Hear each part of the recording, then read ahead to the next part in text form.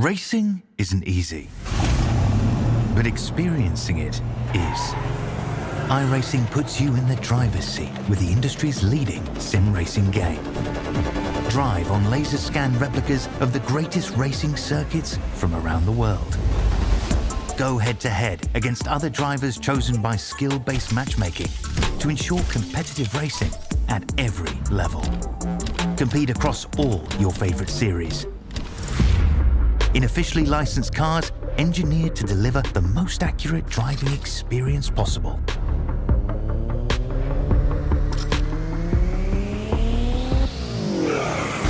Join a race or host your own with players from across the globe. Race against the computer or in a league with friends.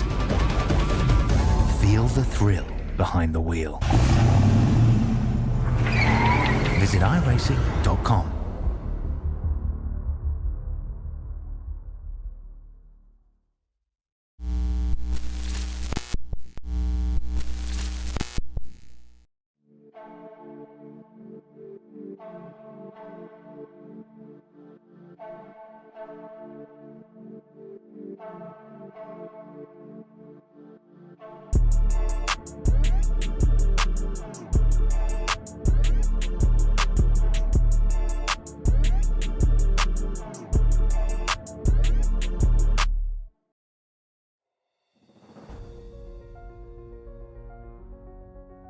Hello, ladies and gentlemen, and gentlemen, and welcome to Pit Road Productions. Today we're going to be BiS All Stars, the street stocks at Road Atlanta. It is going to be a special event, going to be an absolute hoot.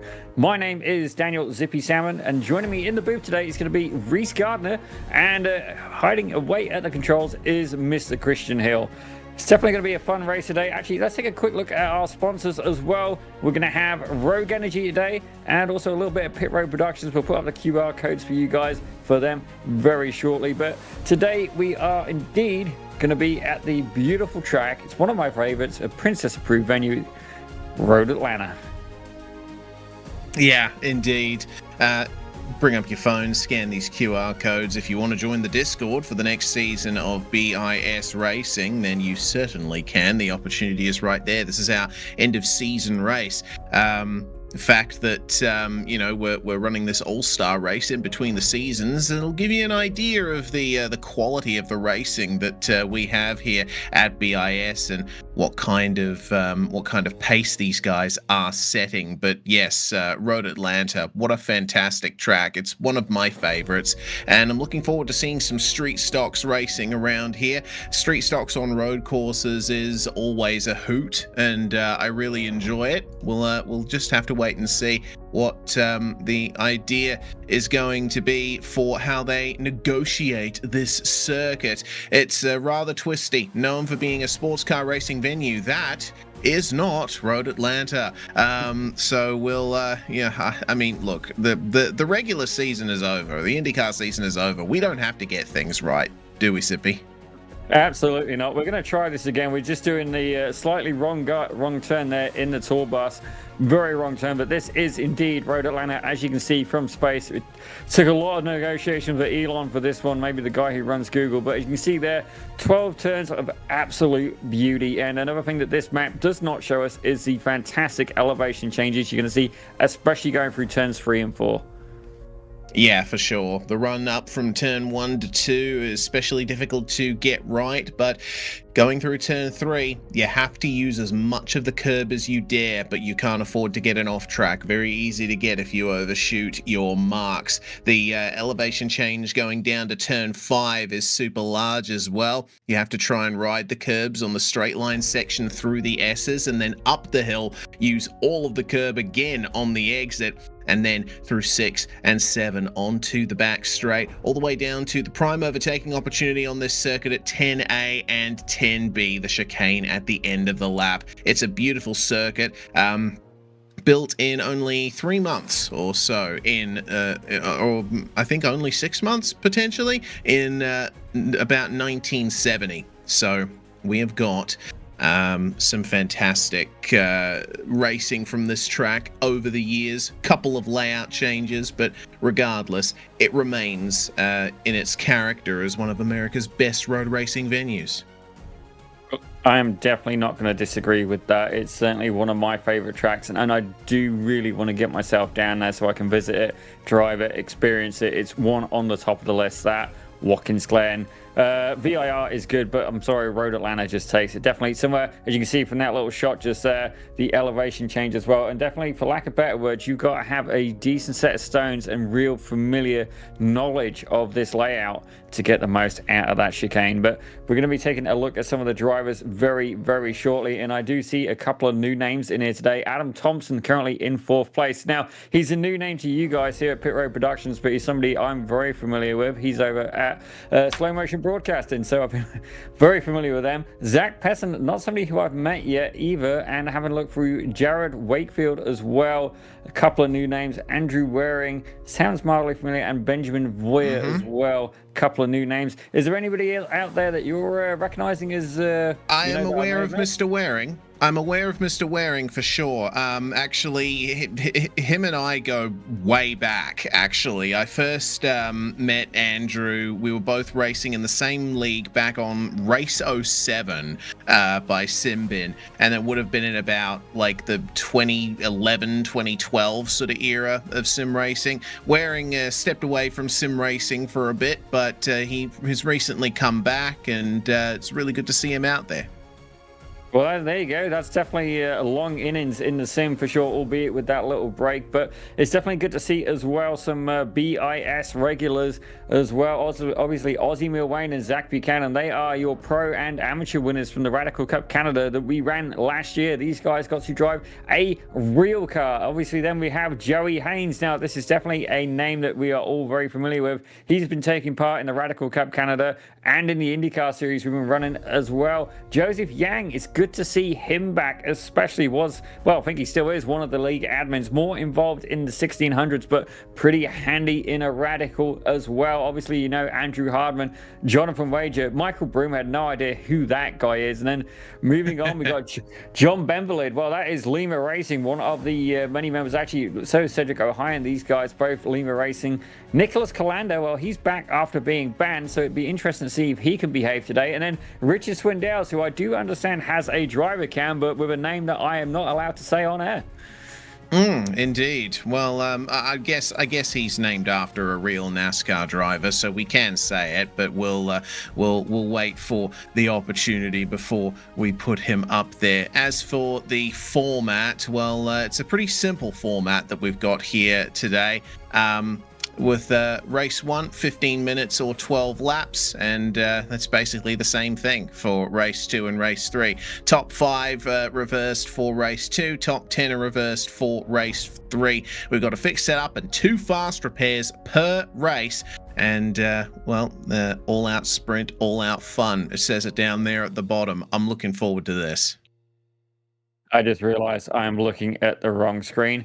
Epic fail there, ladies and gentlemen. But I gotta be honest, looking at this roster, wow, I really do look pale. It's got to be the lighting. Yeah.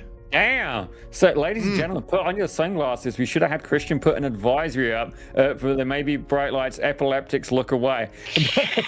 Yeah, I think I might have to put my sunglasses on after that. Although I suppose it does mean that you're less likely to get skin cancer than me. I've never thought about that. Maybe I'm so pale because I just don't get out much. I mean, that's definitely viable, but I think the most I've been getting out recently is to commentate at Atlantic Motorsport Park, so that's definitely awesome. But looking at the names, looking at the times we've seen so far, my money is actually going to be on the 244 car of Adam Thompson, just because I know he's been driving street stocks a lot recently. That's going to be my pick. And while I'm cheering for the guy, I kind of, where he's a newcomer to BiS, I kind of want one of the BiS season regulars to show him how it's done. Yeah. Honestly, I'm looking for Ozzy Milwain and Zachary Buchanan to really bring it to him. Currently in qualifying at the moment with just under 2 minutes remaining. Just over. It actually looks like so.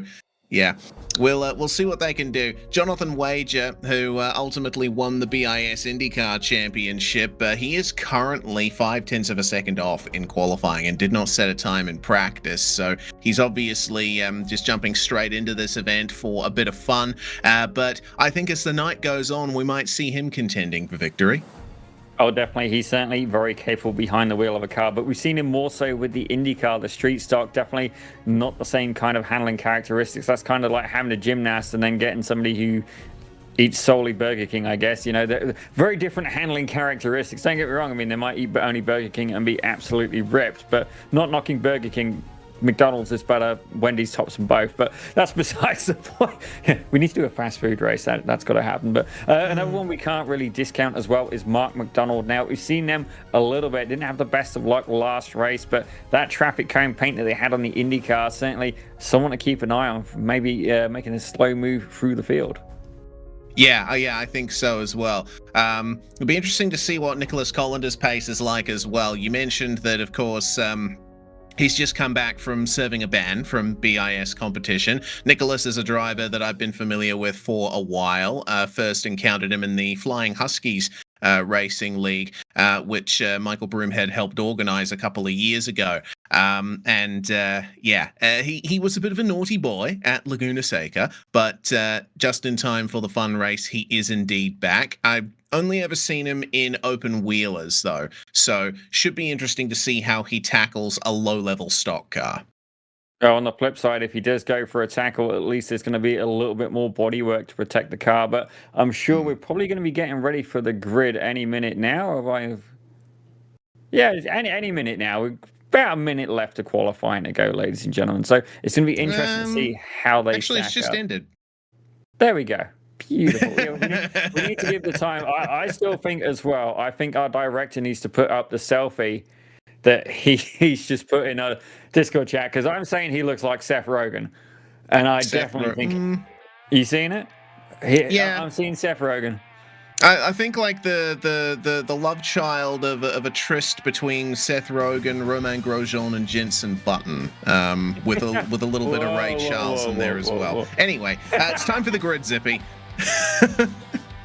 I was like, no, Jenson Button, no, but then the Ray Charles, she got me. Anyway, as we have a look here, we got Austin Milwain, also known as Aussie Milwain. He's there in first place alongside Zach Buchanan. In third, we're going to have Joey Haynes, joined by Adam Thompson. As you can see, look at that. They've got the things written up. That's fancy. Joseph Yang, he's a BiS regular there. He's going to be there in the fifth spot alongside Jonathan Wager in sixth. As we have a look at seventh now, Zach Passon, debut here at BiS alongside seasoned veteran Andrew Harmon in eighth. As we have a look at ninth, is your favorite one. Oh my gosh, that's the paint job. I wasn't ready for that. He's there in ninth is Mike Broomhead, and in 10th is John Bemberlid. Ka-chow.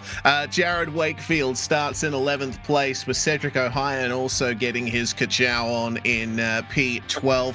Then we move to Nicholas Colander and Richard Swindells in 13th and 14th. Last drivers to set a qualifying time: Benjamin Boyer, Andrew Waring, and Mark McDonald are your last cars lining up on the grid. Did not set laps in qualifying, and of those three, Boyer is the only one who set a time in practice. So they are going to be interesting to watch as they come from the back of the grid. Well, it's definitely going to be a lot of fun. Actually, who's your money on there, Reese? Oh God, I honestly can never answer this question in a satisfactory way. I tend to just watch the race and see what happens. But I think, all things considered, fastest times from Aussie Milwain and Zach Buchanan in qualifying. I'm not too sure what the tyre wear is like on the street stock on road courses, so we'll have to wait and see if they can keep that pace up. But I would still keep a very close eye on Jonathan Wager. I'm sure that he'll learn quickly. It's definitely not someone to be discounted. If our director wants to whisper as well what he's thinking for, who he's thinking for a race winner, by all means, let me know. But these, and again, no number picked. Like, come on, guys. You're allowed to, pick a number. It's like my grandmother just goes, "Oh, it's a yellow car." But anyway, they are off and cooking, ladies and gentlemen. And you can see the number 14 of Aussie Milwayne defending that inside line already. Zach Buchanan, he's on the right side of your screen, and that looks like Adam Thompson trying to make a move on the inside. Had a little bit of a wiggle there with Joey Haynes alongside. They're almost free wide at that point as they head round turn one. Yep, good start from Aussie Milwayne. He holds on to the lead as they make their way into turn 3 for the first time. Side by side between Joey Haynes and Jonathan Wager. Wager has the inside through 4 and is clear by the time they get into the S's. He's the first of a very big pack in the midfield, and as they fall mostly single file. Let's see who survives the turn 5 exit curb. Bit of a wiggle from Jared Wakefield in the multicolored machine further back. But all up, a nice clean start. We'll see how long that lasts. Well, I do wonder as well how influential the draft is going to be going down this huge long back straight as well. And then not only that, there is no ABS in these cars, and I believe they are as well a H-pattern box. So I'd be curious to know who would be using an actual H-pattern in the sim. Generally quite rare. And then not only that, who's going to lock up going into that final chicane of 10A, 10B? Yeah, that is the question. No anti-lock brakes, no traction control either on these cars, so they don't produce that much power. So I think if you spin one of these things out of a corner, you really need to learn a few things about driving a race car. In any case, it looks like the run through turns 10, A and B go all right, and we're at the end of the first lap now with everyone having made it across the line who started. It looks like McDonald, Waring and Voyer did not start the race there. That's a bit of a shame, but regardless, we'll see if they make further appearances later on tonight as Wakefield tries to pass Passon here for 8th place coming into turn 3. Well, actually, if I remember rightly, Mark McDonald, I believe, has to put his little one to bed, so he's going to miss the first race. But I remember telling him to make sure you get registered for the session just to make sure you could get in. As we see Wakefield there closing in on that gap on Zach Passon. Again, both of these guys new to BiS, and looks like they're having a lot of fun so far. That tube frame chassis race car certainly being given a workout as it stands. They're getting ready to go around these two double right-handers. So crucial to get a good exit as you head onto that back straight. All right, let's see then the battle for P2 as well. For the lead, Zach Buchanan chasing down Aussie Milwayne. Adam Thompson staying well in touch with these guys with the slipstream. It looks like they're plateauing a little bit as they reach the end of the back straight here. Buchanan does not pull out immediately for a run into 10A and 10B. But have a look at the close up there from Adam Thompson. He's really pushing hard in the braking zone. It's on for P4 as well. Jonathan Wager harassing the back of Joey Haynes. Well, those two guys will definitely be familiar. It was the Evolve SimSport team and the Britannia iSports. And look at the little bit of hop there from Adam Thompson. And I do absolutely love, as you go around that final turn, these cars getting completely sideways. Are you steering with the steering wheel, or are you using that big loud pedal on how you point the nose of that car? Tell you what, Andrew Hardman certainly is. He just made the move on Joseph Yang and was sliding on the way out of turn 1. Very nice to see. Looking like a 4-car train now for P6 with Michael Broomhead right in the midst of it as well. But it was still on for the lead here. Buchanan all over the curbs here. Lovely soft suspension, and you see how much more of the curb that Milwayne was using. That is the right line to take. You can be very aggressive with that exit curb going up the hill. Well, definitely something to keep in mind. We do know that the Radicals and the Indy cars at lower ground clearance, as that is a huge close down by Zach Buchanan. Thompson's pretty much off the track, manages to keep his foot in it and maintain it, but definitely lost a little bit of time there to the 40 of Zach Buchanan. Yeah, indeed. Well, he's still in slipstream range, only just, so should be able to hold on for just a little bit longer. Seems like this battle has stalled a little bit between Milwayne and Buchanan. Zach's trying his best to gain some time here down the straight, but Milwayne is nailing the exit and maintaining momentum nicely. Oh, we're going to take a quick spin. Oh, that was Andrew Hardman in the 69 car. Oh, okay. Shazing! very quickly joined by John Benwellid in the Kachow machine, and they'll both get back going, but man, they both lost a ridiculous amount of time at the moment with only 10 minutes remaining in the race. That's a shame. We'll have to keep our eyes peeled here on the battle for P5. I mean, Jonathan Wager is holding on nicely to P5 at the moment, and these four, Yang, Passon, Wakefield, and Broomhead, are only fighting over P6. I think they want to try and sort themselves out quickly here, because they want to try and make some ground up on that front five and have a go at pole position for race 2. Zach Passon finally breaks clear. Well, there's definitely a few cars trying to get through the same part of the track, as we see a little bit of a nudge there from Joseph Yang, and I believe that's that's Mike Broomhead he's having a battle with. So these guys will no doubt be having fun. They will not be afraid to trade paint. Definitely, it was something that was understood. Oh, Yang spun it, and Broomhead almost corrected him and kind of saved him by giving him that little nudge there. Yeah, good timing there from Michael Broomhead, but that is completely spaced out the battle for P6 now. It's only down to Passon and Jared Wakefield. Cedric O'Hyan might make a run at Joseph Yang shortly for 9th place if things go all right. But the closest battle now is still the lead. Adam Thompson holding on to P3. Joey Haynes just flashing up on my timing screen as being within a second of these guys every so often. So it's just a waiting game at the moment. Can they keep this up? And can Jonathan Wager make up all that time he's lost and try and have a run at a top 4 finish? Well, he's definitely going to have to do some serious work to get up. Not only that, to get caught up to Joey Haynes, but then to try and make a pass on some of these guys will definitely not be done easily. And it's kind of hard to see with these cars. Like, you do wonder, are they overdriving the cars, or are they just a case of, that is the characteristic of these vehicles on a road course? Yeah, well, it's been a minute since I've driven the street stock on a road course, but it was certainly a car that rewarded smoothness at the time, the same as pretty much any other car on iRacing. But at the same time, it was very easy to rotate the car through the corners and get those big slides going for maximum traction coming out of the slower corners. And it seems like finally Zach Buchanan has managed to get that run out of turn 7. He's still not quite close enough for a move at the chicane, but he's getting there.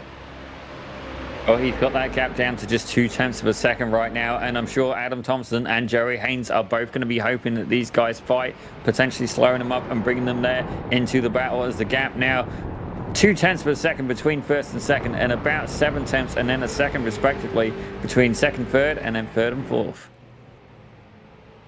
All right, here we go then. Look at the run for Zach Buchanan through the final corner. He is all over the back of Aussie Milwayne now. Is he close enough for a move into turn 1, which is an overtaking opportunity if you play your cards right? No, he's not.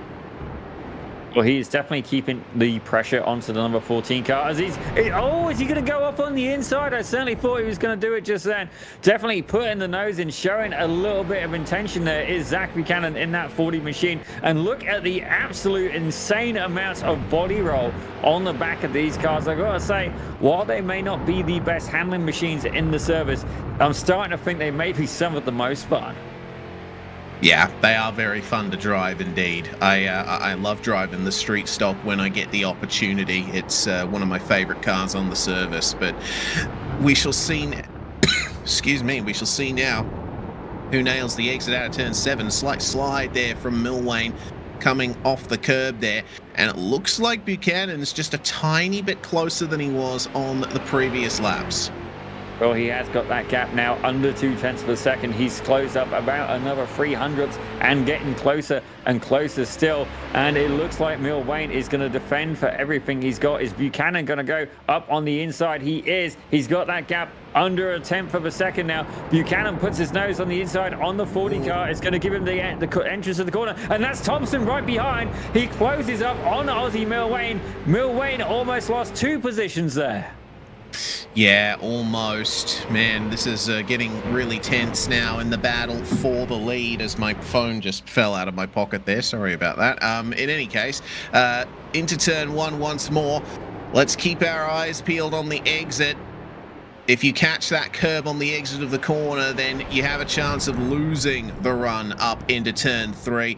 They all managed to keep it clean, but it seems like Buchanan wasn't quite clean on the exit of 3. He caught the grass ever so slightly, and that's going to affect his run all the way down the hill. It is definitely a part of the track where any mistake does accumulate and become a bigger and bigger problem. As you see there, these guys even closer together. That battle has brought the 244 of Adam Thompson into it, and Jerry Haynes has a great view right behind him. That gap now under a second. Is he going to be able to get a move on it and have a four-way battle for the lead? Here is the view from the number 6 car. Jerry Haynes, all he can do is watch right now and hope that these guys start battling, using everything he can, closing down another 0.2 per second very briefly, but just not being able to keep up with that draft. Yeah, just not able to keep up. It's a real shame to see, but we shall see if there's any change in this battle for the top 3 coming down into the chicane. I was expecting a few more big sends coming into this corner, but evidently the drivers are trying to be respectful out there, which you know, it's the All-Star race. You can just have fun. Go for it. Go for the send. Yeah, definitely a little bit of encouragement there. And actually, knowing the 244 car, I'm surprised he's been this controlled. I was actually expecting a bit more, but Jerry Haynes has caught up a bit more. Again, that gap was 0.8 per second, now down to 0.6 per second, even closer still. Buchanan able to pull away about 1/10. Thompson able to gain about 1/10. Milwayne is currently in the middle of a sandwich between the 40 and the 244, but the 244 very soon under pressure from the number 6 of Joey Haynes. Good run down the hill, making up a tiny bit of momentum into turn 5. Got to try and negotiate the curb properly into the gravel for Adam Thompson, and that's going to give a chance for Haynes to catch up. He needs to nail the run through turn 7 here if he wants to go down the back straight for a move into the chicane. Let's see who gets the best throttle application this time. Lovely curb usage from Buchanan and Milwayne. Thompson and Haynes a little bit more controlled. But here we go. With only 2 minutes and 50 seconds remaining, it looks like they're going to get the 2 laps to go warning when they get across the line next. Now is the time you want to start setting up your move. Well, definitely, this is one of the tracks where you want to be very strategic about where you pass, as Jerry Haynes has once again reeled in that gap even further. These guys shooting huge flames out of the side pipes of those cars. Definitely a good place to hang a burger at this point if you wanted to race and have a meal at the same time. The brake rotor is glowing with the sheer action of well, friction being converted to heat, as you see there. Everybody trying to move up, move forward, and we now have a solid 4-way pack fight for the lead. Into turn 1, gently does it. On your way out, don't maximize the exit too much, otherwise you'll end up in the grass. Smooth run into turn 3. Milwayne is struggling a little bit for rear end grip at this point. Thank goodness these races are only short. If they were any longer than this, I think the drivers might be really struggling on the power. A bit more space now for Buchanan in the lead, but here comes Adam Thompson. Look at the momentum through turn 5 there for Thompson. He absolutely nailed it. Well, he's got to try and keep that going as long as possible. While he's there, he's closing. He's got to worry about the exit speed there with Jerry Haynes even closer still. Haynes actually the closest car to making a pass in this pack right now, and he is going to get an absolutely cumulative slipstream from these 4 cars ahead. Potentially, if he can slingshot Thompson, he may be able to even put a nose in on Milwayne as well. All right, down into the braking zone then. We're starting to see a little bit more moving to break the draft here. Now is the time when you'll be seeing the drivers behind setting up moves if you're Zach Buchanan, and you'll be wanting to maximize your exits even more than you have been early on. Big slide for Milwayne coming out of 10B, and this gives half a chance here for Thompson to try at turn 1. Oh, but there's a big slide as well for Thompson through the final corner, catching the grass. White flag. It's all going to come down to this. Well, it's definitely, if you're going to send it, now is the time to do it, as I'm absolutely loving watching these things slide around. The big, heavy, definitely not so nimble street stock. And not only that, we had a couple of new two new street stock models introduced by iRacing recently, so potentially increasing the popularity of this car as well. But these guys there for the final time this round, going through that first chicane. As you see there, Haynes gone a little bit wide. That's cost him a bit of time. Is he going to be able to recover? Probably not, because he would have lost a lot of exit speed there out of those chicanes. Well, he can gain some of it back through turn 7. Let's see then, through this lovely cambered corner of turn 6, one of my favourite corners on the track. You line up the run into the tight right-hander, and it looks like the exit is with Zach Buchanan. He got some crucial momentum there. Is there going to be any attempt at an outbraking manoeuvre here? It looks like Joey Haynes has lost touch with these guys now. He won't have a chance at getting into the top 3 unless there's a mistake for someone here. Coming into the final couple of corners, poking out the nose for Adam Thompson. He's not close enough, but here comes Aussie Milwayne, gets up the inside of Zach Buchanan, side by side through 10B, a little bit of contact, a little bump, and Milwayne slides massively on the exit. It's all going to come down to this, side by side for second, Milwayne and Thompson. Thompson just gets ahead before the line as Buchanan wins. Oh, that was absolutely incredible. But oh, look at the slide in the back from Jonathan Wager as well. Well held there by Buchanan, a little bit unlucky by Mulwayne, but great move by Thompson taking that at the line. But there is more battles happening further back as well. I see Joseph Yang and Michael Broomhead going back for it, fighting.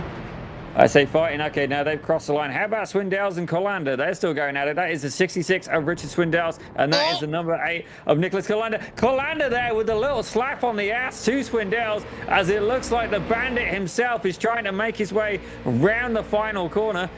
He's going to be working hard there to hold off Colander, and it's fair to say Smokey and the bandit. Oh, Colander spins as to Swindells. Did you see the front brake discs glowing there for Richard Swindells? Good Lord, that was an entertaining start to the night. Mr. Trickle himself.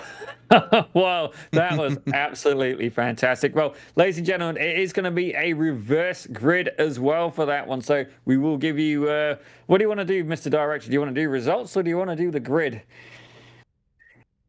We're going to do the grid. Okay, so just give that a second to populate.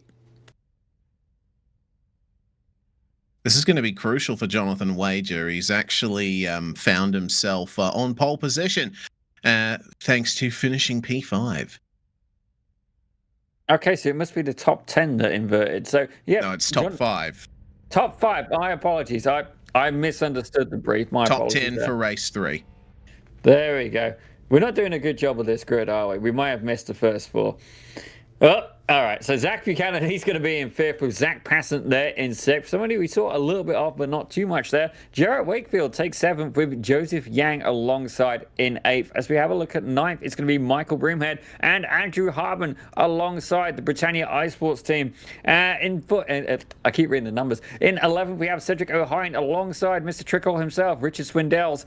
And Nicholas Colander takes 13th with John Bemblett there in 14th for Lima Racing. And in 15th, we're away. And Andrew Waring. The race has started. Yeah, okay. There was a very short grid time there. Michael Broomhead started it very early, and it looks like a few drivers have missed the start as a result. And wow, okay, interesting stuff. Okay, here we go for the lead. Easy does it. Wager fell down the order, but he's back into 2nd place, and now Adam Thompson finds himself in the lead of the race. He absolutely capitalized on that start. Actually, as did John Bemblett. John Bemblett already up 6 positions. Joseph Yang down 7. So definitely caught a few people by surprise there. But Wager, he's now having the battle with the 244 car. Thompson yet not experienced the full grid of BiS. He is in for a very rude awakening. Yeah, and I think the entire field is going to be in for a rude awakening when they get to the braking zone for 10A, because Joseph Yang has not pulled away from the formation lap. He's currently askew on the inside of the braking zone coming into the final corners. So let's see how these guys negotiate it. I don't think they're going to be going for any big moves here. let's see then what happens here. Keep an eye out for Joseph Yang. There he is, stopped on the inside of the braking zone as the field comes by. Well, if you guys know the correct command, I can move him from the thing. I just don't want to flag him for the whole session. So if you guys know the command, I can remove user from race and get him out off there, but I kind of want to leave him there for my own amusement as well. He's not on the racing line, and as we saw, drivers were still able to run side by side in the braking zone while going by him, so we might as well just leave him there. Well, Yang has become part of the furniture, not just at BiS, but part of Road Atlanta as well. He is the rolling chicane, albeit unintentionally on this occasion, as we see the 244 of Adam Thompson. Well, he's not got the brake on, has he? But you see what I'm saying. I was having so much fun. Mark's just read one of the directors, but you can put them up if you want. I'll find that greatly amusing. But currently in the lead is the 244 car of Adam Thompson with the number 16 of Jonathan Wager right behind him. Zach Passon is in third with Jarrett Wakefield in fourth and Joey Haynes closing out your top five. All right, here comes all the contact. Jonathan Wager on the back of Adam Thompson. Can he get it done here, coming down to 10A and B? This is an excellent pack here in the top 6. Remember, it's the top 10 that are going to be reversed for the start of race 3. 10th place currently occupied by Michael Broomhead. And it looks like there's a lot of gaps between those drivers at the back end of the top 10. But Wager drawing alongside Thompson here. Keep an eye out for Joseph Yang. They're going to stay well clear of him as they come into the chicane, and it's a good defense there from Thompson. And oh, side by side there, have a look at Jared Wakefield. He went for a massive run off the exit of 10A and got off the circuit for a second there. For the time being, he's going to fall back behind Zach Buchanan as both of our leaders slide their way through the final corner. Here comes Zach Passon and Joey Haynes.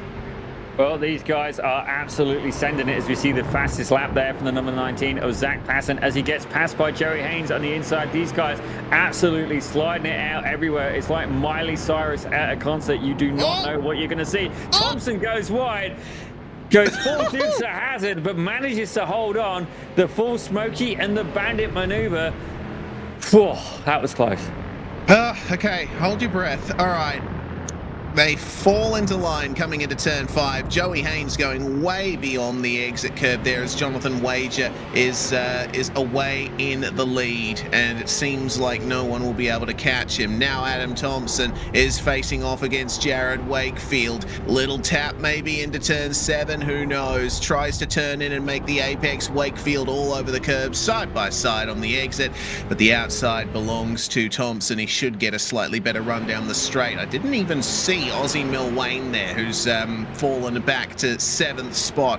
Well, he's going to stand a chance at getting past coming into the chicane, but they've still got to keep an eye out here. Actually, it looks to me like, oh my God, Cedric O'Hyan in the pits. We should look at him quickly. Man, it's over. So actually, the reason I asked to come to him was because he was touring down pit lane with his bonnet flipped up against his windshield. We got to see a replay of that very shortly. But going down that straight, I believe Bill Wayne was actually giving Thompson a little booty slap, trying to push him along. As Jonathan Wager, your race leader, sets the fastest lap. He's currently about 7/10 of a second clear of the field. And then you have another 7/10 gap before, well, with Joey Haynes and Zach Passon. But Buchanan is applying pressure to the number 19 car, looking to get back on the podium. Yeah, this is the big question. So that's what the situation was for Cedric O'Hyan. Could not see where he was going and pulls in to his pit box. And, well, you'll see iRacing's physics at full play here. Slowing down for the box in 5, 4, 3, 2, 1. And flip. There we go. Car's fixed. He couldn't see his pit box.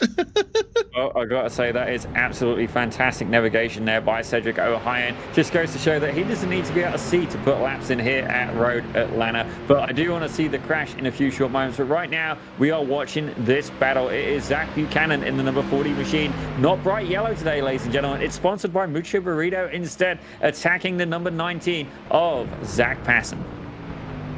Has to fall back into line coming into the corner, though. There's not much that he can do there with the racing line being the place with optimum grip there in the braking zone.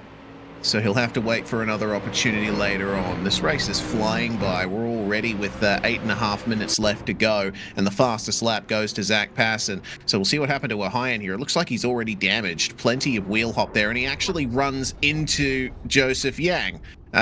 So I guess that's the reason why we've... I'm not too sure what happened to O'Hyan here. It looks like it was an earlier crash in the lap. I believe O'Hyan decided to be the sacrificial lamb and skewer Joseph Yang in the process, doing his little part there to clean up the track of any debris. But absolutely fantastic job, as we got a battle going on in a few places, and Adam Thompson currently under attack by Aussie Milwain. I can't decide if he's going for a bump drop or he's going for the move. He's going for the move. He's going up on the inside. He's got the car planted there, a little bit of a slide, and he is ahead of the 244, albeit very briefly. They are going to switch back now as they're going to go straight down the start finish straight, and you see Buchanan applying pressure as well. Zach Passon currently holding that third spot, but for how long? That's a good run for Zach Buchanan. He got great momentum out of turn 7. He'll have a little bit of overlap on Passon coming into the chicane, and we'll see if he'll be able to use the racing line to his advantage here. More grip, more rubber later on the brakes. No, Zach Passon evidently very confident on the anchors. Well, he's definitely going to have to work hard to keep Buchanan behind him, but the whole time these guys are fighting, Milwain and Thompson are coming up the track as well.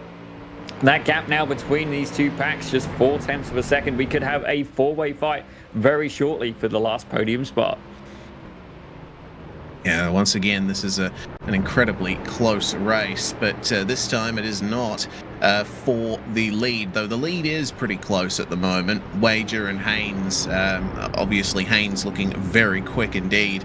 Wager finishing well out of the top 4 in race 1, so we'll see if he can take advantage, can Haynes, to get back into the lead. As a big slide on the way out of turn 5 there for Passon and Buchanan, going all the way off the circuit for Milwain and Thompson. Now this is where the moves are going to start getting more intense. You want to try and set up the acceleration coming out of turn 7. All 4 of them going in there as Wakefield's off in a big way. He's going to do his little bit for the groundskeeping duties there, as Andrew Hartman in the 69 car takes ahead of that position. These guys actually slowly catching up to this battle for third place as well, so things could get extra spicy. We could go from a 2-car to a 4-car to a 6-car battle as they're heading down the back straight. Are we going to see some moves up on the inside? It looks like Milwain's trying to put one over on Buchanan. These guys fought regularly, and then Passon's there at the front, and Buchanan... Oh no, Passon's! He's made a mistake! That's going to be a slowdown. Yeah, certainly is. He's going to have to lift off and let these guys go. But it's still a 3-car battle, as Adam Thompson is still right in touch with Aussie Milwain. Buchanan will take 3rd across the line there. Well, that's the order for right now, but it looks like Mark McDonald and Richard Swindles are going at it as well. McDonald just getting the better of our... I say that. Who's in the background there? So there's Swindles getting a freebie. Mark McDonald gets Mark past McDonald, and then there. Yeah, unfortunate there for Mark McDonald. He's not having the best of times here in race 2. Swindell's currently in 11th spot, and he's got a solid 17 seconds or so to make up to Michael Broomhead to get pole position for race 2.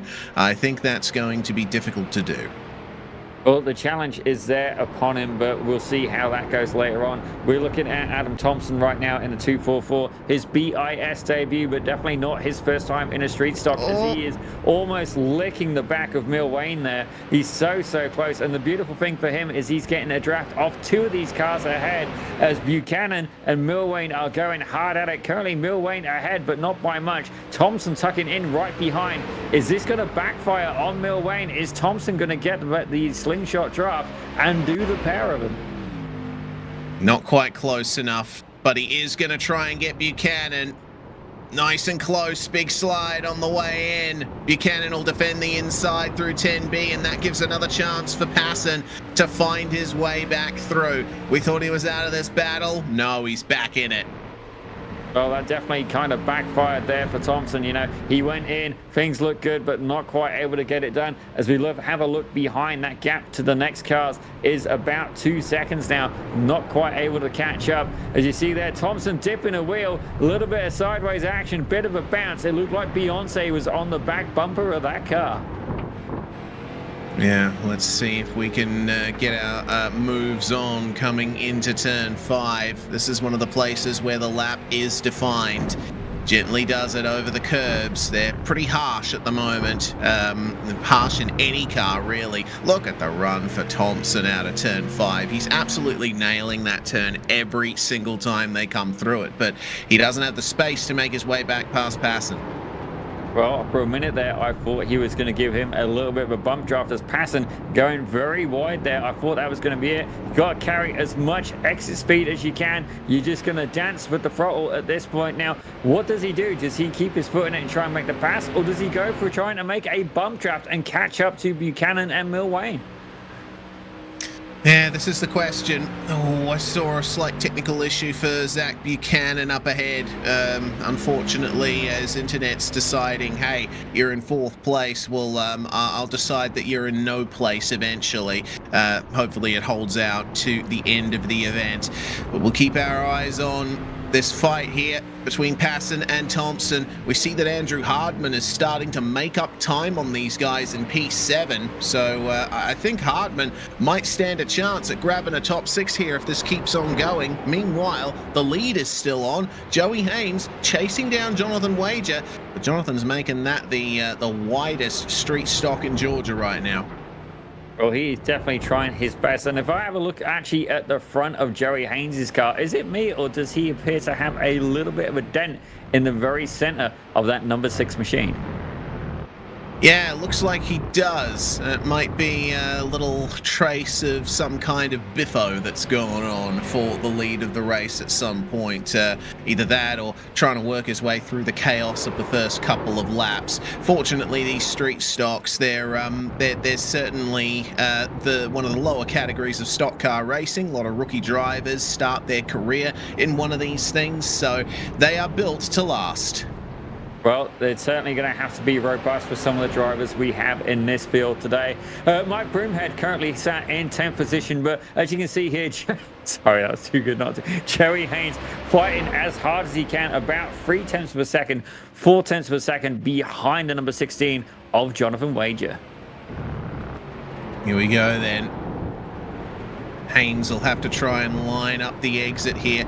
He got to ride the curbs nicely in that final section.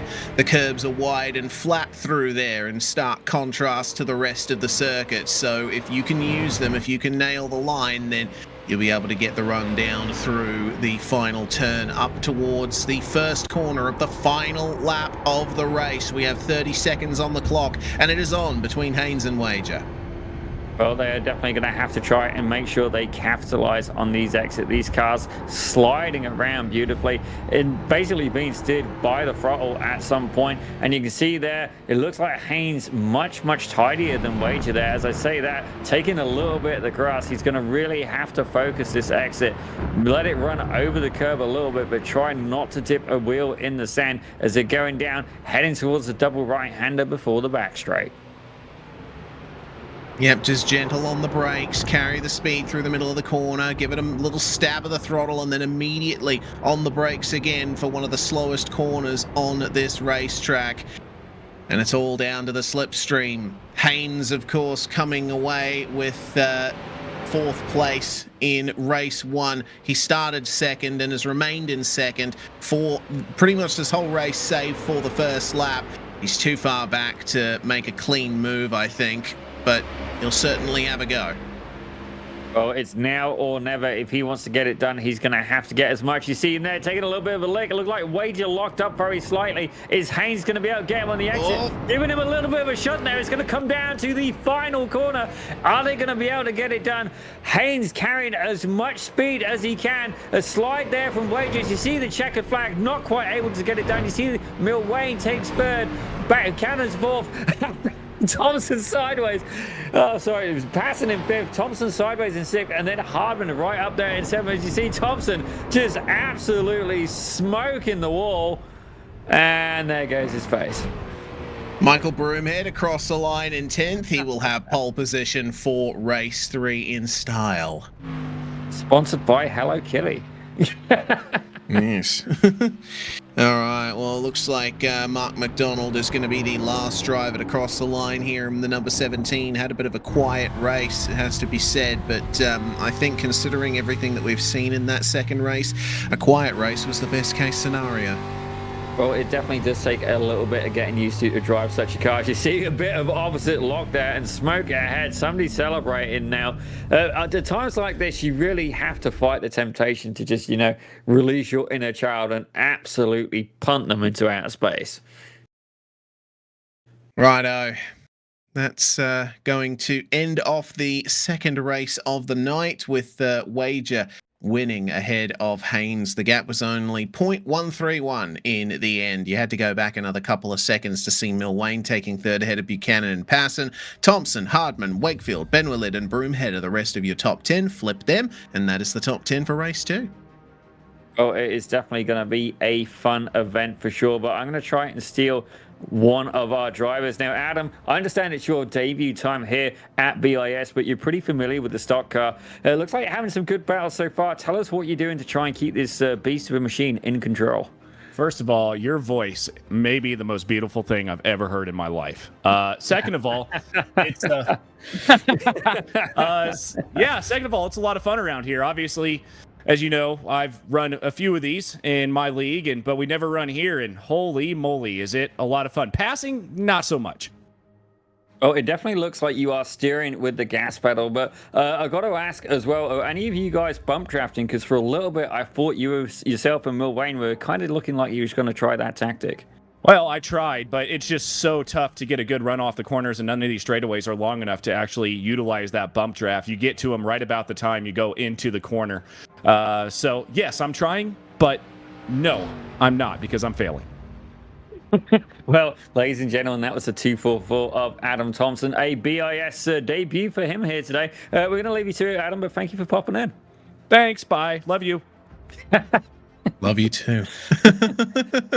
Yeah, no, he knows me. That's why he's completely, laying it on super thick. Like that thing's almost treacle at this point. But what an absolutely fantastic debut for him, and definitely a lot of fun. This event is it's one of those where I kind of wish I was out on the track today. It's a tough call for me. Yeah, I mean, I was seriously considering having a run at this too, but busy week, etc. So time to prepare was at a premium. So good to see though that we still had a really good turnout for this event, and with 2.5 minutes left in warm up, plenty more time for the drivers to get their final, setup problems out of the way for a run for the final 15-minute race here. And I think it's going to be probably the most chaotic of them all, with the top 10 of this result here being reversed. Well, we're going to have Broomhead on pole with Benwillid, Wakefield, Hardman and Thompson your top 5. If Adam Thompson wants to have a go at winning a race here, this is probably his best chance. Well, he's definitely going to have to pull his finger out and put it on the gas pedal. I nearly went that very dark place with that. So, definitely a lot of fun here. It is a off-season event for BiS and kind of for Pit Road Productions as well. We're having fun with this one, ladies and gentlemen. But I am actually encouraging my co-host there, Reese Gardner, if it will let him race in the session, by all means, go for it. I would actually be impressed to see you take the wheel of a car for a change. Yeah, I think it might be a bit too late for me to get into the session now. I'd have to plug my triples in and transfer over to the rig and get registered, blah blah blah blah. So missed opportunity for now, but maybe the next BiS Stars race I might make an appearance. Well, you are definitely a star here at BiS, certainly a part of the furniture here. It's been a pleasure, certainly having you for the IndyCar, and I'm sure we're going to see you next season for the Radicals and indeed our F1600 League. We'll have a bit more information on that, but I'll tell you what, why don't we pop up that BiS QR code very quickly while they're doing that warm-up. So if you look like we're having a lot of fun, we are. And if you'd like to be part of that, you just do magic things. You get your phone, you take a picture with that doohickey thing in the middle, and it takes you to the Discord for BiS. And then you can come and hang out with us and hear about what we've got coming.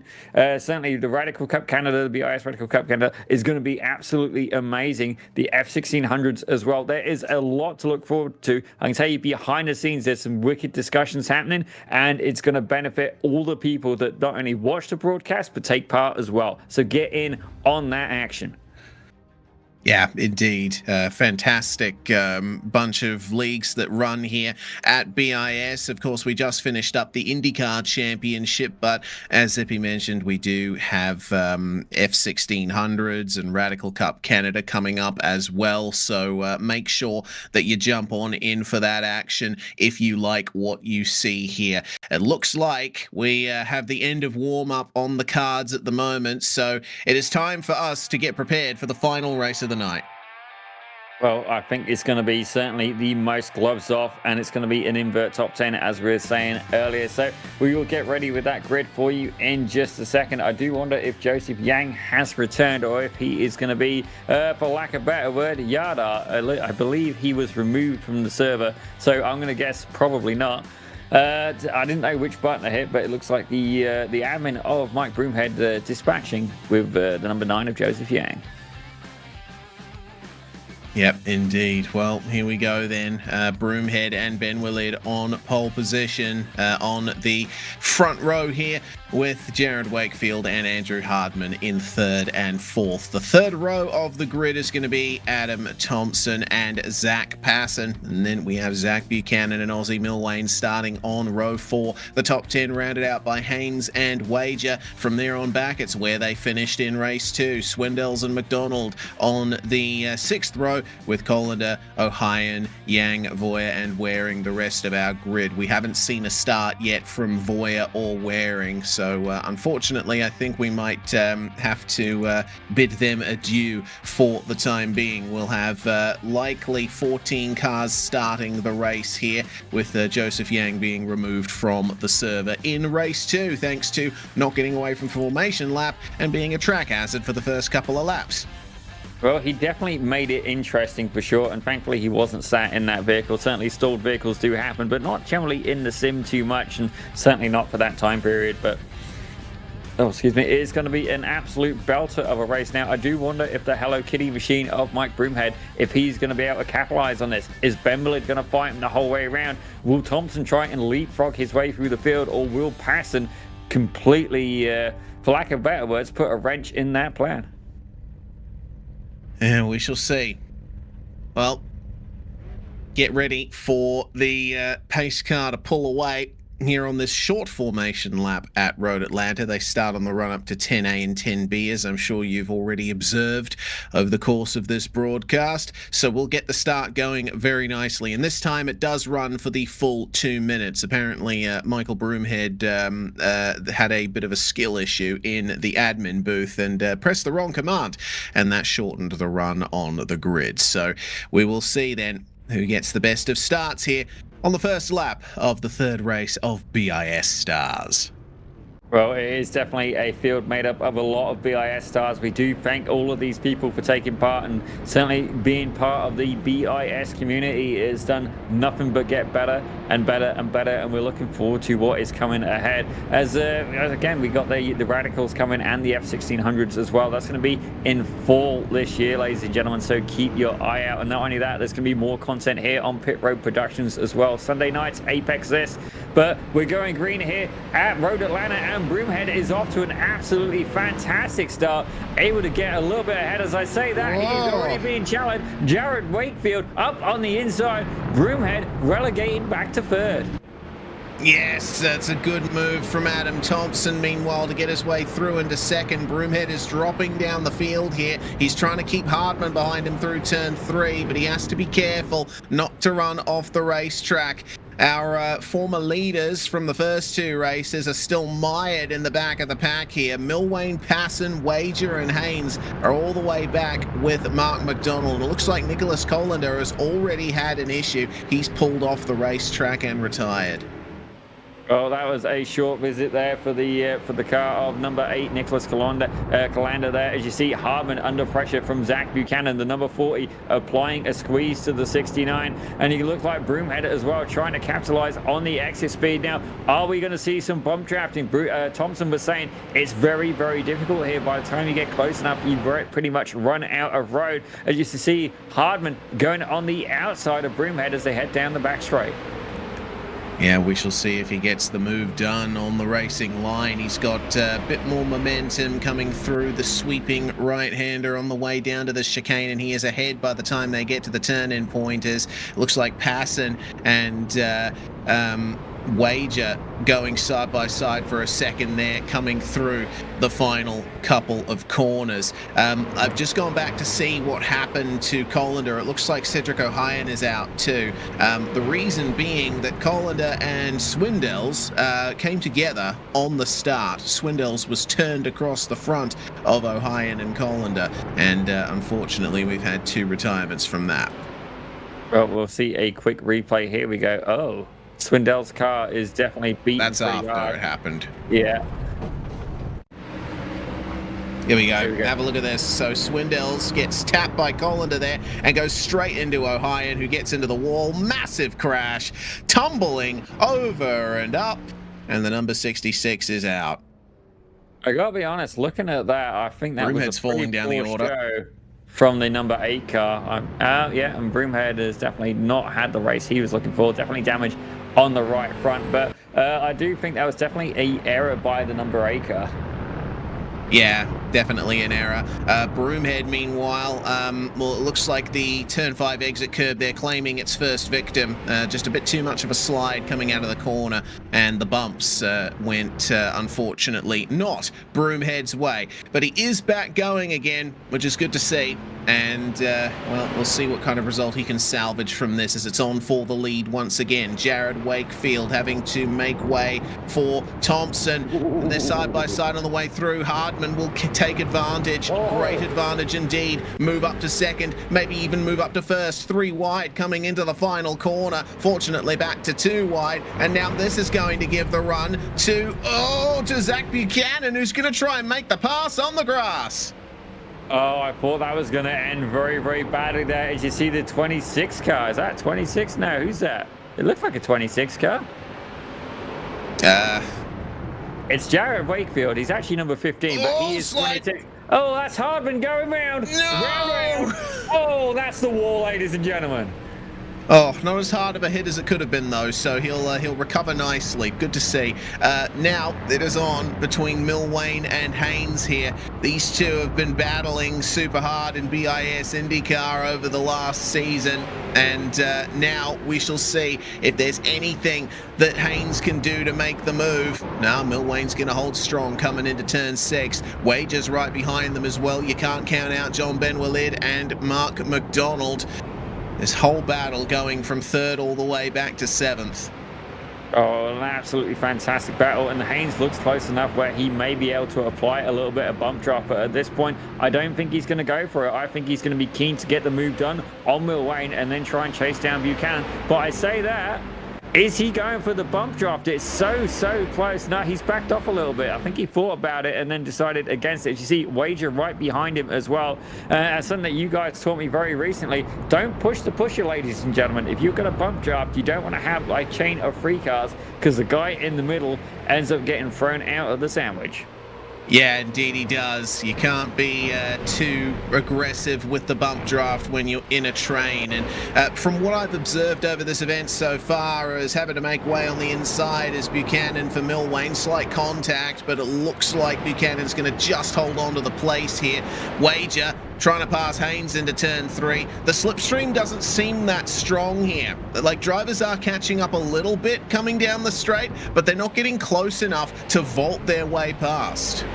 Well, definitely these cars do not have the same kind of aerodynamic technology as some of the other cars we see here at BiS and Pit Road Productions as well, but certainly a little bit of a wiggle there. These things being very, very robust, as you were saying earlier. Looks like an incident has happened with a couple of cars in the grid. John Bemberlitz just got caught as well. Yeah. We'll take a quick look at that very shortly, but right now the battle is on. Buchanan is at the front of that pack. He's currently in third place. Ozzy Milwain, his biggest rival, right behind him in fourth, with Jonathan Wager and Joey Haynes all close together, about a second, maybe 2 seconds, not even that. It's actually 0.7 of a second separating the whole pack of these 4 cars. Side by side between Buchanan and Milwain, and it looks like Milwain's going to just get it done on the way into the braking zone, but the fight back from Zach Buchanan as there's a lead change. Thompson and Wakefield are trading places up the front, and oh, that's a big slide there for Adam Thompson. He has fallen all the way outside the top 5. Well, that definitely wasn't what he had in mind. Looks like our director is going to get another replay to queue up as we're getting all sorts of action happening here. And now the battle is on for the lead. Is Milwain, Buchanan, Haynes, and Wager? Is that train of 4 cars going to be able to catch up to Wakefield? Thompson now, he's dropped back to 6th. Oh, huge slide there from Wager. Slides from both cars bookending the top 5 here. Wakefield had a big slide out of turn 1, then Wager did as well. I mean, this seems like the race that nobody wants to finish second in. Hopefully Milwain can hold strong here. Well, at the minute, everybody is pushing very, very hard, and we did suspect this was going to happen. The gloves are full off, as we see there. Broomhead spinned it as well. Definitely the ballerina has going to need a new pair of shoes. Oh, no, he turns him! And he saves it! Wow! Oh, How did they all make it through? How the hell did they all make it through? That's insane! That's definitely going on the blooper reel. Like, BiS spectacular moment there. Not only do you get 3 cars, 4 cars all going for it, they're now 3 wide at one point. Buchanan barely holding on to the front. Milwain applying pressure. Wager giving Haynes a little bit of a shunt there. Up the inside goes the number 14, Milwain to second as they come into 10A and 10B. Mercifully single file on the way out. Well, that was all good news for Jarrett Wakefield there. He's been able to pull away a second, but we got to be honest, at this point, the lead is not the most interesting thing happening on the track. As you see there, Wager dipping his toes in the sand as he's going in a hot pursuit there of the number 40 of Zach Buchanan. Seeing that Adam Thompson is also catching up to Zach Passon as well after his earlier incident, so might be able to salvage a top 6 from this. So we'll see if this 4-car pack can catch up to the lead. They're evidently more interested in getting into each other than getting into Jared Wakefield right now. Wager is pushing so hard, he is mounting the curbs every chance he gets. Well, if he keeps carrying on, he's going to be mounting Buchanan as well. He's certainly applying plenty of pressure. As you see, a little bit of a groan there from the peanut gallery, but Wager trying everything he can. Maybe a 1/10 of a second between him. He's going to have to try very, very hard to get a clean exit. As you see, Buchanan right under the rear end of Ozzy Milwain. Okay, slipstream time. Let's see if the, albeit very weak slipstream can make a difference here in these street stocks. Jared Wakefield still holding on to the lead of this race, amazingly, but I think these guys will try and mount some kind of attack. There aren't going to be any passes coming into 10A and 10B this time around. We just have to wait on the next mistake. Well, we've just gotten it. Jared Wakefield cutting the inside of 10B. He's going to get a slowdown on the exit, but he'll try his best to hold on here. Looks like he might have just cleared the slowdown in time for them to get to the start-finish line, maybe. Andrew Hardman also picking up a slowdown somewhere. Wakefield has just cleared that slowdown. So now he'll be able to defend the lead from Milwain coming into turn 1. Well, he's definitely going to apply some pressure, and now the battle for the lead is between the top 5 cars. Zach Pesson, he's about 3.7 seconds behind, as I see Hardman and McDonald are going at it as well for 8th and 9th position. That's Wager right now on the back of Buchanan. Haynes right behind him. These guys, all of them fighting hard. I'm seeing another crash potentially. Broomhead not having a good race for the final one, but chaos, panic, and disorder here at BiS All-Stars. Yeah.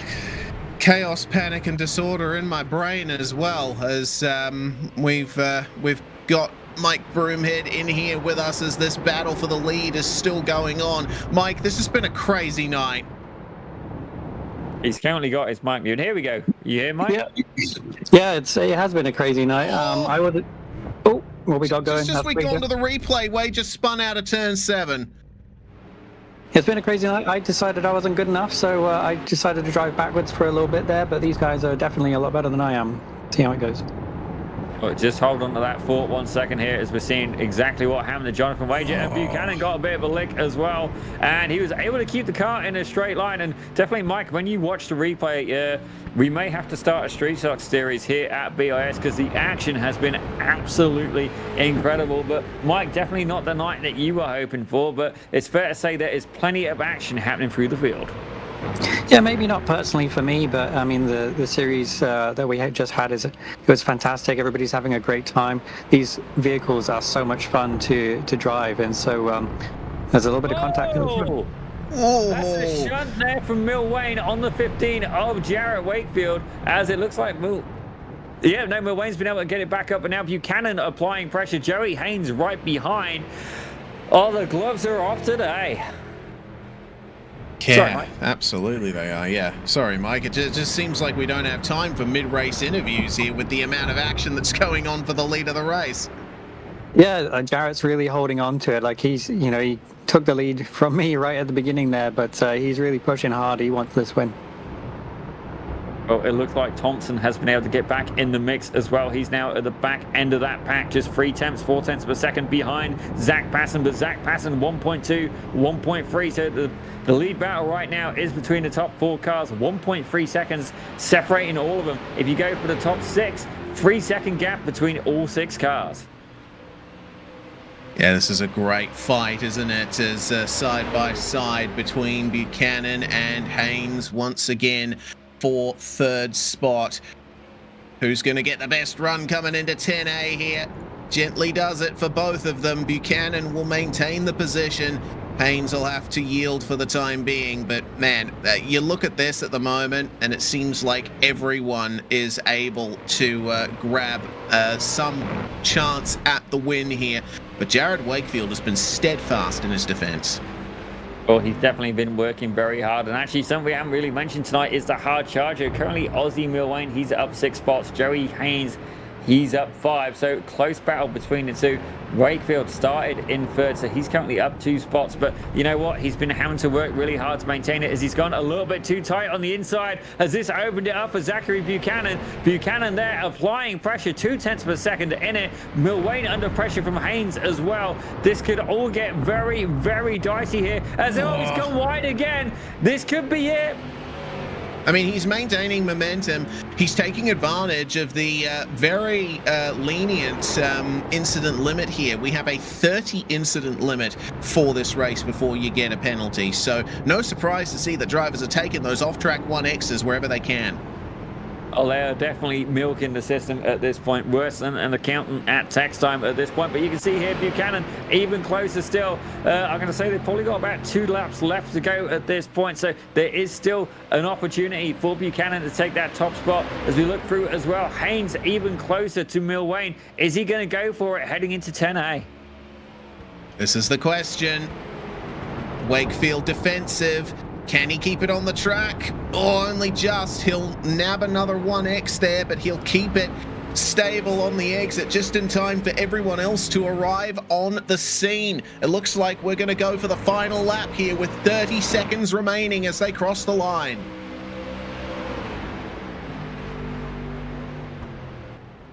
Here we go into turn 1 then. Oh, Wakefield's wide. He's off the circuit, and Buchanan was compromised as well. Here comes Ozzy Milwain on the way into turn 3. Look at this, fantastic racing, and Milwain grabs the lead in style. Now Buchanan has to fall back to defending from Joey Haynes, and a turn there. Adam Thompson gets tapped around by Jared Wakefield. They came together before for the lead, and they've come together again for P5. Well, that is the end of the race for the 244. His BiS debut Pretty good, but not quite having the ending he was hoping for. As we look back at the battle for second right now, it's Buchanan versus Haynes. Passing right there in fourth as well. It is all going to come down to who can get the draft, who makes the move going down this back straight. 10A will potentially be the last time to really absolutely send it in. 10B, the exit's going to be crucial. You know, I don't know who's going to do it at this point, but certainly my money is on Haynes to try and make a move on Buchanan. All right, into the final corners we come. Is anyone brave enough to go for a move? Milwayne, preemptively defensive. Buchanan bumps him on the way into the corner there. Has that unsettled Milwayne enough that Buchanan can have a run at the win here? It doesn't look like it. They're all going to cross the line in single file here today. Milwayne is your final race winner of the night. From pole position in race 1 down to third in races 1 and 2, and he takes the win. Well, it was definitely a very, very spicy battle for them 15 minutes and for 3 rounds as well. What an absolute result, and certainly a lot of fun. I do wonder if we're going to end up having to have a BiS Street Stock Road Series. It may have to happen, ladies and gentlemen. It's certainly something we will look into. As we see there, that is Mark Thompson going across the line. Number 4 car, that's Cedric O'Hyan. We didn't see too much of him today, but definitely good to see him out on the track. A BiS regular for Lima Racing as well. Pretty funky paint job as well, obviously going off Cars, the Pixar film. But are these guys still? Oh, here we go. Here's a replay. Look. Yeah, this is the incident that we saw earlier. This amazing bit of racing here. Cars sliding all over the place. This is true banger style street stock racing, and somehow they all made it out of turn 7. What a absolutely fantastic. I mean, that is definitely going in the highlight reel for sure. Yeah, love that. One more time at full speed. Oh, I mean, you see here at turn 1, that was the move that ultimately sorry, no, that was at turn 6. The move that ultimately put Buchanan up into second place, trying his best to get himself there, but man, I'm still jaw dropped in amaze and wonderment at the fact that they all made it through there without having a massive crash. Oh, definitely a lot of fun, and it looks like we've actually managed to get all 3 people from the final podium who are going to come in. So first off, I think, you know what, Reese, why don't you take Aussie Milwayne?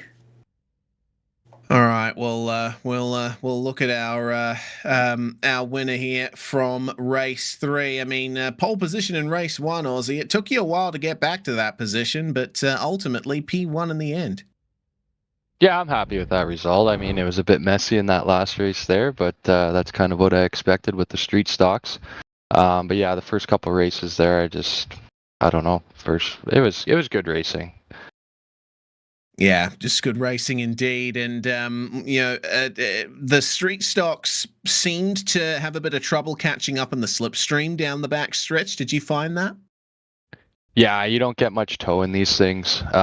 You get a little bit down at the bottom of the hill, but by the time you get there, it's almost a little bit too late. You almost got to send it into the corner, and half the time you miss the apex. So it's definitely a tough track to pass on. Yeah, it definitely seemed that way. But considering the massive entertainment that we got here on the broadcast, and probably a lot of entertainment from the drivers as well, are you in for more street stock events in the future? Yeah, I mean it's pretty cool. I've only really done them on ovals, but yeah, it's a lot of fun. I like different things. I'll do dirt, I'll do F1. I do every car and track combo, so I really enjoyed this event. And we certainly did too. Anyone you'd like to shout out before we let you go, Aussie? Yeah, just Mike for putting this on. My teammate, I know the teams don't really count in this, but Joey Haynes, he did well tonight. And you guys in the broadcast booth. Brilliant stuff from Aussie Milwayne here tonight. It looks like, Zippy, you've managed to grab Joey Haynes for our next interview. Well, I never turned down a opportunity to speak to Joey Haynes, the man, the legend. Definitely a little bit different of a car for you this evening. Joey, tell us a little bit about how you were navigating this beast of a machine around Road Atlanta. I mean, it was pretty interesting to say the least. I kind of hopped in about an hour before qualifying and started doing a few laps, and I was really fortunate. Adam's a gem. He's been racing these things a lot longer than I have, so he gave me a few tips and tricks, and that was really helpful. So big shout out to him, because otherwise I don't think I would have been quite as far up there. But yeah, third and fourth gear. That's what it's all about in these things. Well, it definitely looked like a lot of fun, and certainly a little bit of steering with the gas pedal. We did hear that certainly, that you weren't really able to bump draft in these, but I will say that has got to be the most amount of paint I've ever seen traded at a BIS event. Tell us a little bit about that. Did you find it was quite enjoyable being able to kind of, rub and race? I mean, it's nice when you have the fenders and you have that option, obviously, in things like the IndyCar and the Radical. They're a little more fragile, and you don't really want to bump and rub too much. It'll cost you a lot of speed. But fortunately, in these things, they're kind of built for it, so you can lean on each other a bit, and it doesn't really crush your race speed. But it gets a little hairy sometimes, but it's a lot of fun. It's good to have close racing as long as you trust the guys you're around, and you know that they're going to give you the space where you need it. It's generally a good time. Well, it does look like that race car is for sale, as we can see on the right rear wing. And it's fair to say it's been lady driven and very generously looked after. But before we let you go, Joey, is there anybody you'd like to thank? It's just, everyone at Evolve. Ozzy's done a great job this season. He managed to pick up second in the IndyCar Championship, and we were able to pick up the team championship. So that was pretty awesome. It was good to get that. And of course, all of our sponsors, Trey & Co., Joe's Pokestop, TNT Racing, everyone who puts on this great broadcast from Pit Road Productions, and of course Mike for putting on this great all-star event. It was a lot of fun. Well, ladies and gentlemen, that was Joey Haynes, and I'm certainly looking forward to seeing you here in the next season of BiS Radical Cup Canada Championship. The Radicals, and also as well, I want to try and get you into the F1600s, but it's been great to have you in, ladies and gentlemen, Mr. Joey Haynes. Thanks, Zippy. Have a good one. I'll see you soon. Yes, sir. And I understand, Reese, you've been able to catch up with Zach Buchanan. Yes, give him a couple of moments to unmute his mic. There he is, Zach. Goodness gracious, you were right in the thick of the action in all three races. Yeah, it was a good time. Yeah, certainly was. What was your view on that incident in race 3 at turn 6? Were you as surprised as we were that you all made it out of there? A little bit. I mean, these cars can take some shoving, and definitely I think we saw that a lot across the 3 races. Even if people got into each other, like it didn't result in a spin that often. So I think even though some silly driving is what led to it, I think smart driving from everyone got us out of it. So yeah. Yeah, of course, this is an end-of-season fun event, so I suppose you can expect some more relaxed driving standards, but still, some of the action we saw in there might have been a little bit over the line at times. Maybe a little, but I thought it was welcome. It was that last race especially was quite dynamic. The first 2 were super fun, but like these cars were really hard to pass in. So having stuff shaken up the 3rd race definitely made things a little more interesting. Yeah, it certainly did. Well, overall, I suppose you can be happy with this night's racing, a 1st, a 4th, and a 2nd out of this 3-race event, and looking forward to the likes of Radical Cup Canada and the F1600s. There's a lot more on the board here in the months to come. Yeah, I'm looking forward to it. I don't know what the plan is for the schedule, but I hope to be there for whatever is coming ahead. All right. Any shout outs or thanks that you want to give before we let you go? Thanks as always to Mike for hosting, and thanks to Ozzy, Joey, Zach, and Jared for joining me tonight. They're buddies of mine. Just everyone racing tonight. It was a lot of fun. I think pretty much everyone came out of that pretty happy, so it was a lot of fun. Yeah, we certainly came out of it happy as well. That's Zach Buchanan there, who finished 2nd in race 2. And I mean, it's difficult to call really, Zippy, what the overall results of the event are going to be, because we had such varying results in all 3 races. Well, it was definitely very, very busy indeed. We'll cover a few results. Here you go. This was race 2. Okay, so let's maybe go for race 3. We'll see. Please hold. Your call is very important to us. Race 3 results. Here we go. In first place was Ozzy Milwain, also known as Austin. Surprise, surprise. He competed in BiS IndyCar. He was your race winner with Zach Buchanan in second and Joey Haynes taking third. Zach Passon took fourth with Jared Wakefield in fifth. Jonathan Wager in sixth. Andrew Harmon taking seventh with Mark McDonald in eighth. In ninth was Adam Thompson after that late spin. And Cedric O'Hyan took 10th. Yeah, Swindell's unfortunately finishing a lap down, and then we got into retirement territory with Broomhead, Ben Willard, and Colander not making it to the finish. Yang, Voyer, and Waring not taking part in the third race of the night. So that, I think, is going to bring things to an end, Daniel. Overall, I think a very fun event, and I'm looking forward to the next one if and when it comes.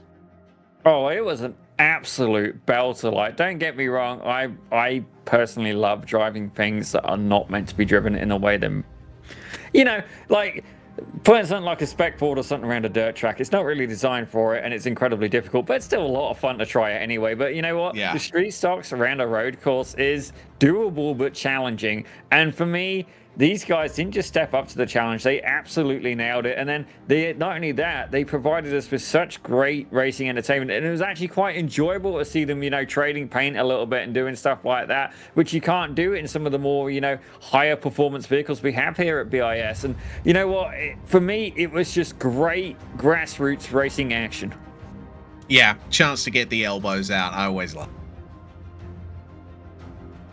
Well, definitely a lot of fun, ladies and gentlemen, but it's been an absolute pleasure, and certainly we are going to be back. We're going to be having the BiS Radical Cup Canada and the BiS F1600 Championship as well. I'm sure Reese is going to be joining us. Ladies and gentlemen, he's been great, hasn't he? I can hear the crowd going wild. They're cheering. And not only that, we're going to be keeping Christian Hill as well, our director, if he can put up with me and Reese, that is. But ladies and gentlemen, thank you very much for tuning in here at Pit Road Productions. And we're going to see you on Sunday night, actually, for Apex this at around 9:30 Atlantic time or 8:30 Eastern.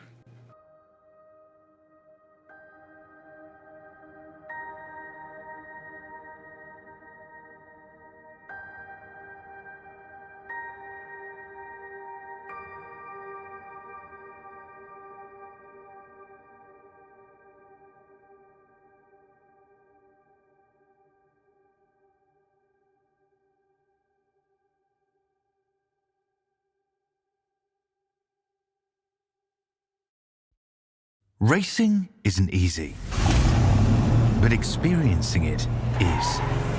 iRacing puts you in the driver's seat with the industry's leading sim racing game. Drive on laser scan replicas of the greatest racing circuits from around the world. Go head to head against other drivers chosen by skill-based matchmaking to ensure competitive racing at every level. Compete across all your favorite series. In officially licensed cars, engineered to deliver the most accurate driving experience possible.